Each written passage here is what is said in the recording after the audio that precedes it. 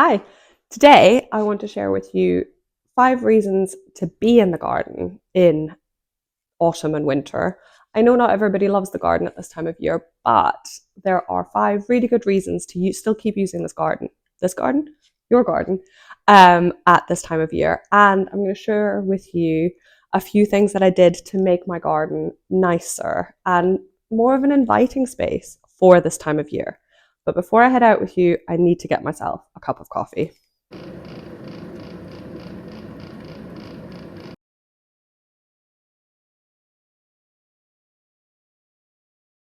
My coffee's ready. I'm wrapped up all nice and warm. Let's head out into the garden.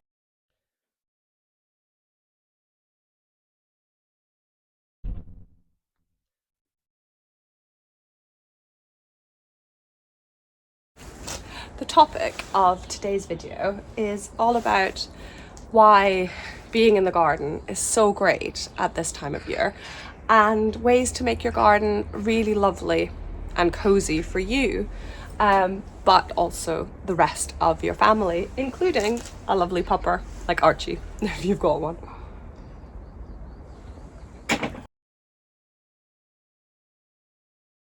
Reason number 1 to still go into your garden in the colder months and still enjoy it is that I think there's nothing like spending time in the garden to reduce stress and help you and your kids spend a bit less time on screens and a bit more time connecting with what's really important to you and what really matters to them. I found, for example, that if we have our after school snack in the garden, it always leads on to the kids having a little run around, having a little play, my daughter climbing the tree, my son just having a wander, having a look at maybe the log pile that he built, in a way that if we have the same snack inside, I know that as soon as they're done, it'll be a, when can we have screens? When can we do this? When can we have that?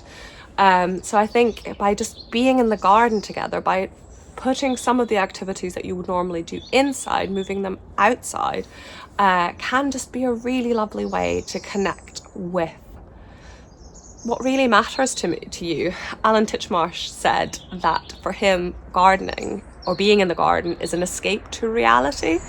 And I really love that. I think that's such a lovely thought, because what is more real than seeing your garden or seeing the birds flying around in your garden?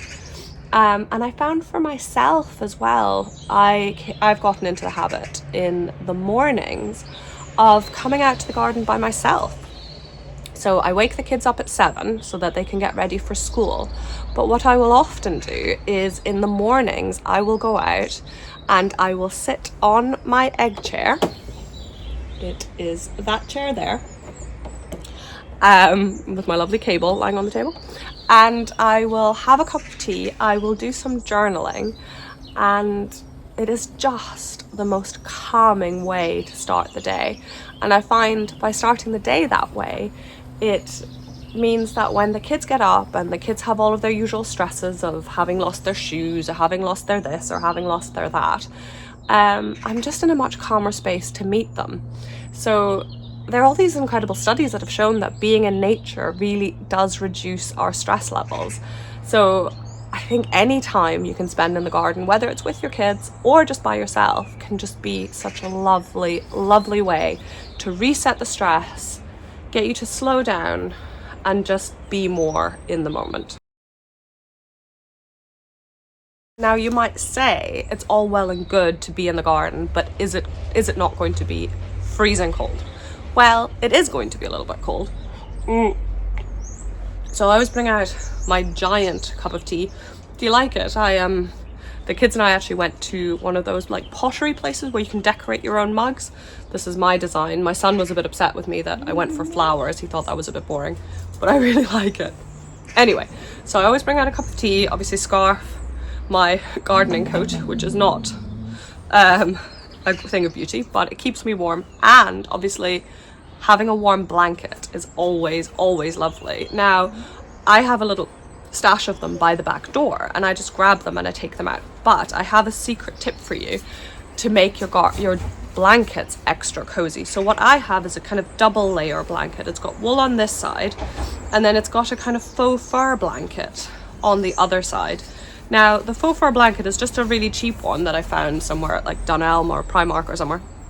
But what I've done, I don't know if you can see the stitching so well, is I've sewn them together. So I've started, I haven't actually fully finished, there's still some gaps you can see.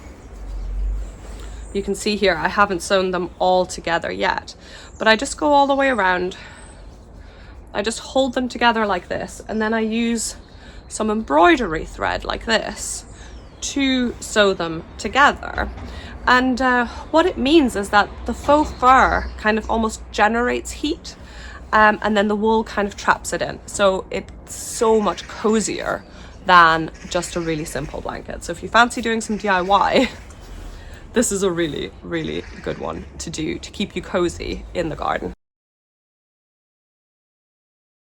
A really great reason to go into your garden at this time of year is that it can actually boost your immune system. There are all these studies that have shown that just being in the garden for a few minutes is really, really great for your health. And especially there's something about being in the cold that triggers your body to produce more white blood cells. It's almost like it knows it's cold, there are going to be more infections around, so it helps your body actually fight off all those horrible things that are going around at this time of year.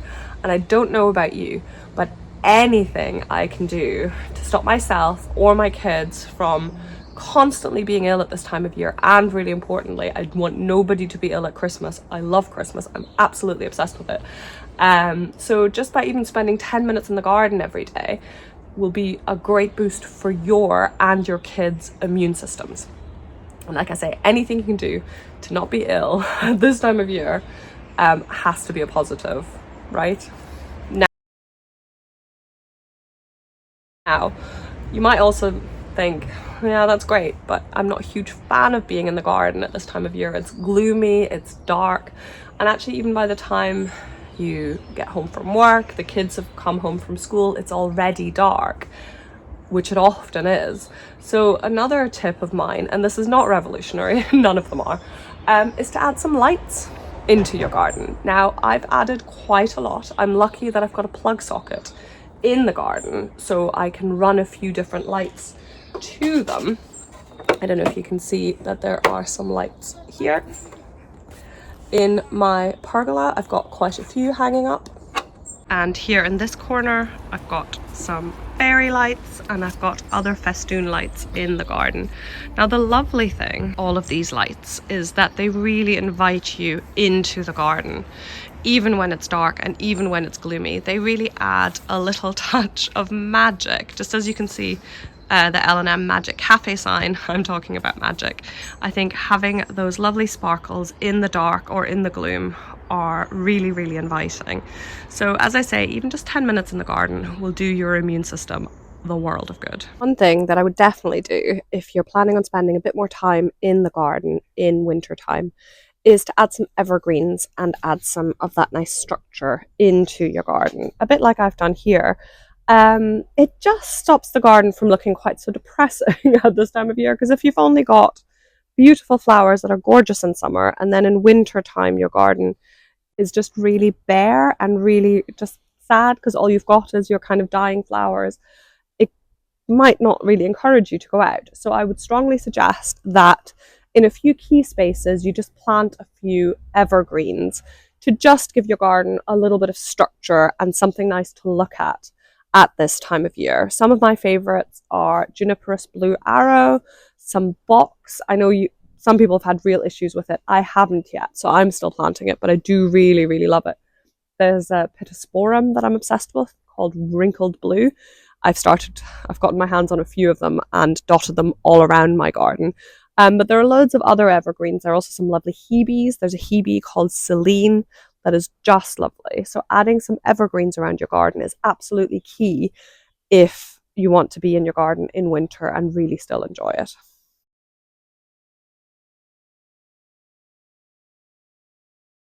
This seating area here is my most recent project. We only did this last Friday. And the main reason I really wanted to put this in is that I really wanted a lovely space for us to have a fire pit.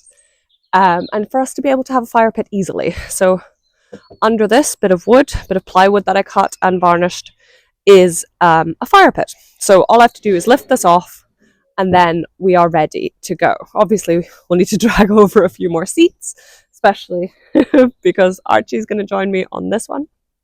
But it's just such a lovely thing to do, especially as the night's drawing in, especially as it's colder. And the nice thing, because the nights are drawing in, if you want to have a fire pit in the dark, you don't have to wait for it to be the middle of the night. You know, we are in Edinburgh in Scotland, so in the summer it's not dark until 11 o'clock at night, and even then it's not properly dark. Whereas, at this time of year, it's dark by kind of 5:30, so it's a much better time to have a fire pit with the kids. And one of the things that I think is really lovely about being in the garden at this time of year is making memories.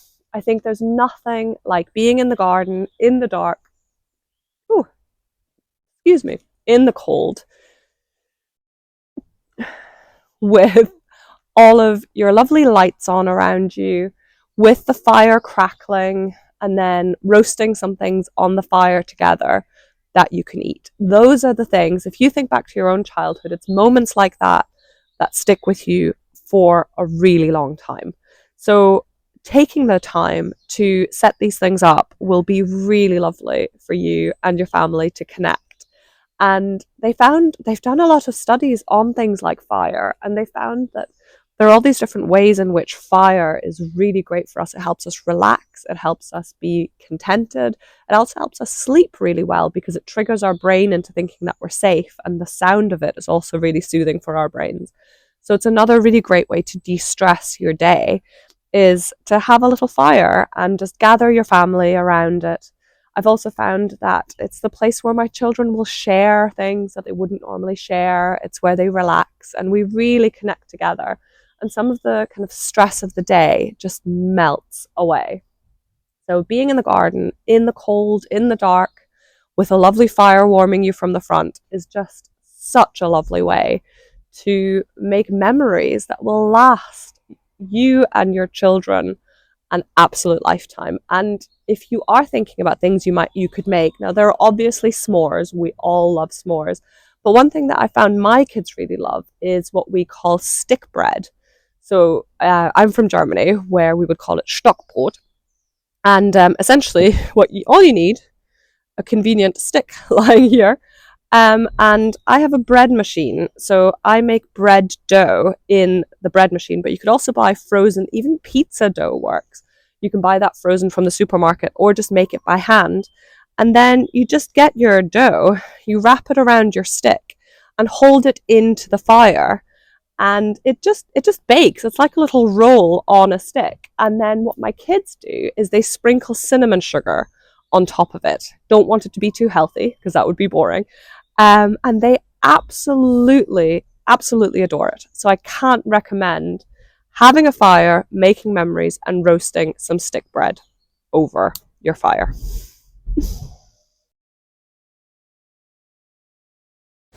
One reason why I think it's just so lovely to be in the garden at this time of year is that I think it really connects you with the seasons and inspires a sense of wonder in what each individual season has to offer. So seeing the leaves change, seeing that first bit of frost on the ground, I just think it can be such a lovely thing to see and to observe. And I also think being in the garden, especially with your kids at this time of year, and maybe hanging up some bird feeders to encourage the birds to come into your garden, but also planting bulbs and then knowing that you will have that to look forward to, having the knowing that the bulbs will pop up out of the ground soon, so that when you come into your garden in January and February, you will have those little shoots that are coming up that show you that, life is starting again and that spring is coming. Now, don't get me wrong, I love tulips and all of the flowering bulbs as much as the next person. I absolutely adore them. But almost the anticipation of them almost brings me more joy. And my daughter too, just seeing those little shoots pop up at the start of the new year, I think it just brings so much joy. So I think one of the great reasons to be in the garden in the colder months is to connect you with the magic of the different seasons.